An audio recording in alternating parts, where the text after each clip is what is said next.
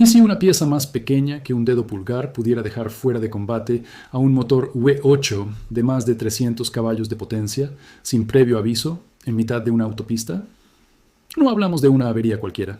Hablamos de un fallo silencioso que empieza como un simple traqueteo metálico y termina, en cuestión de kilómetros, con un bloque de aluminio lleno de metal pulverizado. En The V8 Garage hemos visto motores con menos de 100.000 kilómetros, cuidados, con el aceite cambiado a tiempo, morir por culpa de un componente que la mayoría de los propietarios ni siquiera sabe que existe dentro de su motor. Y lo más inquietante es que ese componente no es un capricho de fábrica ni un descuido de ingeniería barata. Es, paradójicamente, una de las ideas más inteligentes que General Motors introdujo jamás en un V8 de producción. ¿Cómo puede una solución diseñada para ahorrar combustible convertirse en la pesadilla de miles de propietarios? Quédate, porque hoy vamos a desmontar, pieza por pieza, uno de los motores más influyentes de la historia reciente del automóvil americano, y vamos a explicar exactamente cómo y por qué puede fallar de una manera que muy pocos mecánicos explican con claridad. Hablamos de la familia LS de Chevrolet, el V8 pequeño en bloque, grande en reputación, que General Motors empezó a producir en 1997 y que, en distintas variantes, sigue definiendo lo que millones de conductores entienden por un motor americano fiable. El LS nació como sucesor del legendario Small Block, ese V8 que desde 1955 había sido sinónimo de sencillez mecánica y de potencia accesible para el bolsillo medio. Cuando GM decidió modernizarlo, el reto era enorme: mantener el espíritu ligero y compacto del Small Block original, pero adaptarlo a las exigencias de emisiones, eficiencia y rendimiento del nuevo siglo.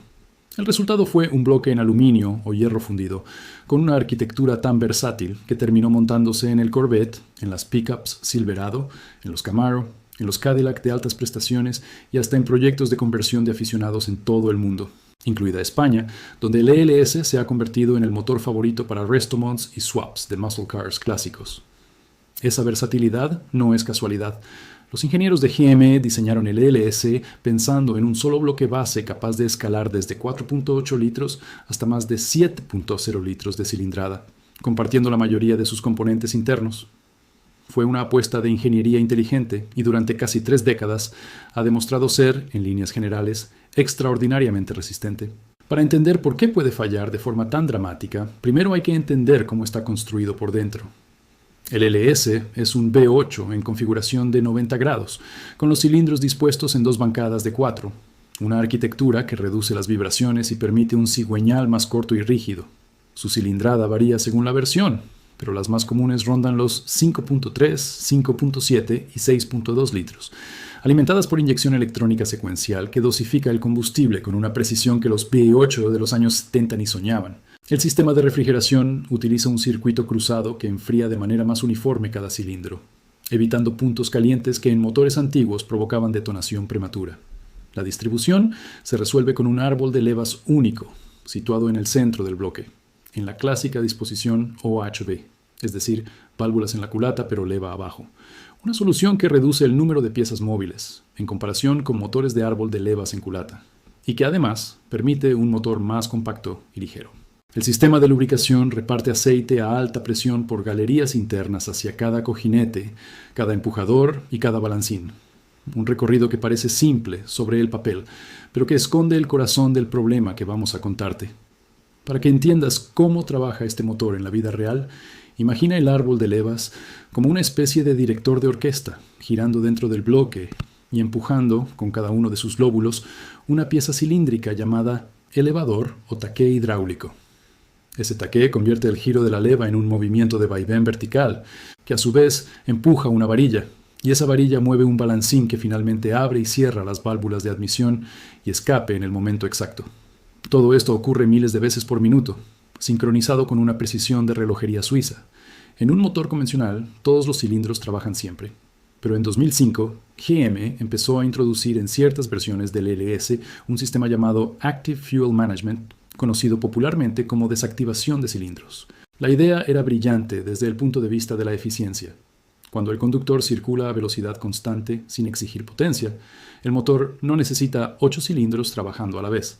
Así que el sistema desactiva 4 de ellos, generalmente el 2, el 3, el 5 y el 8, cerrando sus válvulas y cortando la inyección de combustible en esos cilindros. mientras los otros 4 siguen trabajando con normalidad. El motor pasa, en fracciones de segundo, de funcionar como un V8 a funcionar como un V4, y luego vuelve a V8 en cuanto el conductor pisa el acelerador.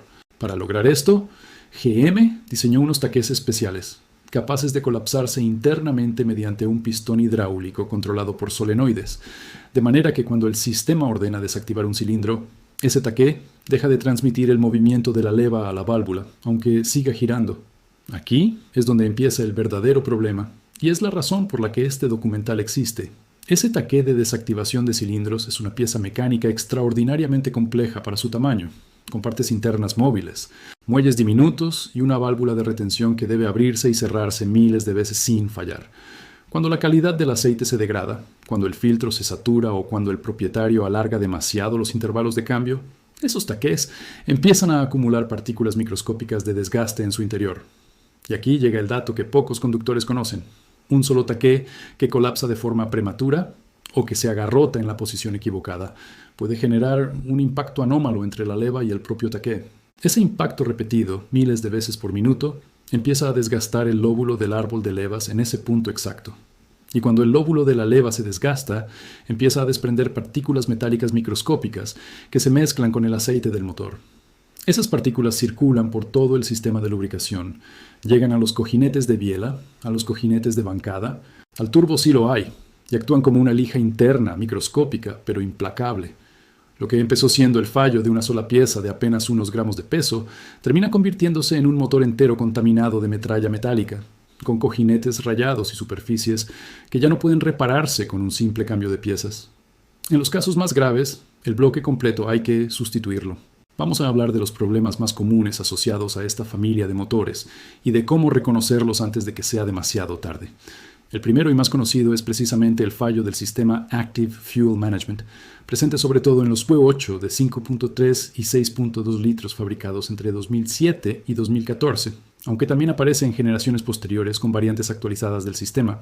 La causa raíz suele ser una combinación de mantenimiento inadecuado del aceite, uso de lubricantes de baja calidad y, en algunos casos, un defecto de diseño en los primeros taqués que GM terminó rediseñando en años posteriores.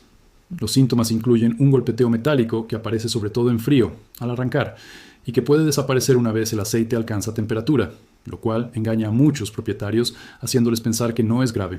También aparece una luz de check engine con códigos relacionados con el rendimiento de los cilindros, y en fases avanzadas, consumo excesivo de aceite. La gravedad de este problema es alta, porque si no se atiende a tiempo, el desgaste del árbol de levas es prácticamente irreversible, y la contaminación del aceite con metal termina dañando componentes que no tienen relación directa con el sistema de desactivación. La dificultad de reparación es considerable, ya que en muchos casos requiere desmontar la culata, el árbol de levas y a veces el propio motor del vehículo. El coste estimado de una reparación completa, sustituyendo árbol de levas, taqués y realizando un lavado profundo del sistema de lubricación, puede oscilar entre 1.500 y 4.000 euros dependiendo del taller y de si el daño ya afecta a los cojinetes. La prevención, sin embargo, es sorprendentemente sencilla. Respetar intervalos de cambio de aceite más cortos que los recomendados por el fabricante cuando el vehículo se usa en ciudad. Utilizar siempre un aceite sintético de la viscosidad especificada y prestar atención a cualquier ruido metálico que aparezca al arrancar en frío. El segundo problema relevante en esta familia de motores es el consumo excesivo de aceite, especialmente en las versiones equipadas con el sistema Active Fuel Management de primera generación. Aquí la causa está relacionada con el diseño de los anillos de pistón que en determinadas tandas de producción no sellaban de forma óptima cuando el motor alternaba constantemente entre el modo de 4 y 8 cilindros, generando pequeñas variaciones de presión que favorecían el paso de aceite hacia la cámara de combustión. Los síntomas incluyen la necesidad de añadir aceite entre cambios, humo azulado ocasional en el escape al arrancar, y en el peor de los casos, una luz de baja presión de aceite que aparece de forma intermitente. Este problema afecta sobre todo a las generaciones producidas entre 2007 y 2013, y su gravedad es moderada si se detecta pronto, ya que basta con revisar el nivel de aceite cada 2 o 3 semanas y reponer cuando sea necesario. Pero se vuelve grave si el motor llega a quedarse sin lubricante suficiente, lo que puede provocar un gripaje total. La reparación definitiva implica sustituir los anillos de pistón, lo cual exige desmontar el motor casi por completo, con un coste que puede superar los 3.000 euros, motivo por el cual muchos propietarios optan simplemente por convivir con el consumo siempre que lo controlen de cerca. El tercer problema clásico del LS es el fallo de las juntas de culata en algunas versiones de gran cilindrada, sobre todo en las variantes de altas prestaciones utilizadas en el Corvette y en camionetas con paquetes de remolque pesado. La causa suele estar relacionada con sobrecalentamientos repetidos, uso del vehículo en condiciones de esfuerzo extremo o juntas de fábrica que no soportan bien la presión de combustión en motores modificados con más potencia de la original. Los síntomas son pérdida de refrigerante sin fugas visibles externas, sobrecalentamiento del motor, burbujeo en el vaso de expansión y, en casos avanzados, aceite con aspecto lechoso por mezcla con refrigerante. La gravedad es alta porque una junta de culata dañada, si no se atiende, puede derivar en daños en la propia culata o en el bloque motor. La reparación es de dificultad media alta, generalmente entre 800 y 1.800 euros, y la prevención pasa por vigilar la temperatura del motor, no exigir potencia extrema sin preparar antes el sistema de refrigeración y realizar revisiones periódicas del líquido refrigerante. Un cuarto problema, menos conocido pero relevante, es el desgaste prematuro de las bombas de aceite en ciertas configuraciones, especialmente cuando se combina con el uso del sistema de desactivación de cilindros y aceites de viscosidad incorrecta. Los síntomas incluyen caídas de presión de aceite a ralentí, ruidos metálicos generalizados y, en los casos más severos, daño en los cojinetes por falta de lubricación adecuada. Este problema afecta principalmente a motores con alto kilometraje, que no han recibido cambios de aceite regulares. La gravedad puede ser crítica si se ignora, porque una bomba de aceite débil compromete la lubricación de todo el motor. La reparación tiene una dificultad moderada y su coste ronda entre los 600 y los 1.200 euros, dependiendo de si es necesario acceder desde la parte inferior del motor o desmontarlo parcialmente. Ahora bien, ¿cómo diagnostican los mecánicos profesionales estos problemas antes de que se conviertan en catástrofes? Todo empieza, casi siempre, con un escáner OBD conectado al puerto de diagnóstico del vehículo, que permite leer los códigos de error almacenados en la centralita, especialmente aquellos relacionados con el rendimiento irregular de cilindros específicos, una pista clásica de fallo en el sistema de desactivación. A partir de ahí, un buen mecánico realizará una prueba de compresión, que consiste en medir la presión que genera cada cilindro durante la fase de combustión, comparando los valores entre cilindros para detectar irregularidades que delaten un taqué colapsado o una válvula que no cierra bien.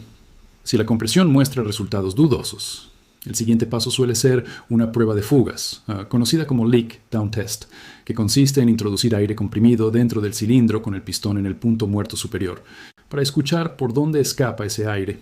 Si sale por el escape, indica una válvula de escape dañada.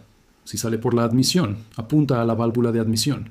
Y si sale hacia el cárter, sugiere desgaste en los anillos o en las paredes del cilindro. El análisis de aceite es otra herramienta fundamental y consiste en enviar una muestra a un laboratorio especializado que puede detectar la presencia de partículas metálicas microscópicas, revelando si el árbol de levas ya está desgastándose incluso antes de que aparezca cualquier ruido perceptible. La prueba de humo se utiliza sobre todo para detectar fugas en el sistema de admisión o en el cárter, introduciendo humo a baja presión y observando por dónde escapa. La prueba de presión del sistema de refrigeración permite verificar si existe una fuga interna relacionada con la junta de culata, presurizando el circuito y comprobando si mantiene la presión con el tiempo. Y por supuesto, ningún diagnóstico serio prescinde de la inspección visual. Revisar el color y la textura del aceite, buscar restos metálicos en el tapón magnético del cárter y escuchar atentamente el motor en frío y en caliente, algo que muchos mecánicos veteranos consideran todavía la herramienta más valiosa de todas. En cuanto a la reparación, el enfoque profesional para un fallo de Active Fuel Management pasa casi siempre por sustituir el árbol de levas completo, junto con los taqués defectuosos. Y en muchos talleres especializados en LS, existe además la opción de eliminar por completo el sistema de desactivación de cilindros mediante un kit que sustituye los taqués especiales por unidades convencionales no colapsables, junto con una reprogramación de la centralita para desactivar la función. Esta solución, popular entre los propietarios que buscan fiabilidad a largo plazo por encima de un ahorro marginal de combustible, elimina de raíz la posibilidad de que el problema vuelva a repetirse. Para un propietario con conocimientos mecánicos intermedios y las herramientas adecuadas, sustituir taqués y árbol de levas es una tarea de dificultad alta, pero no imposible, siempre que se disponga de un manual de servicio y de tiempo, ya que implica retirar la admisión, las culatas en algunos casos, y trabajar con pares de apriete muy específicos. Sin embargo, cuando el problema ya ha generado contaminación metálica extendida por todo el sistema de lubricación, con daño en cojinetes de biela o de bancada. La recomendación honesta es acudir a un profesional, porque un montaje incorrecto en esa fase puede arruinar un motor que todavía tenía salvación.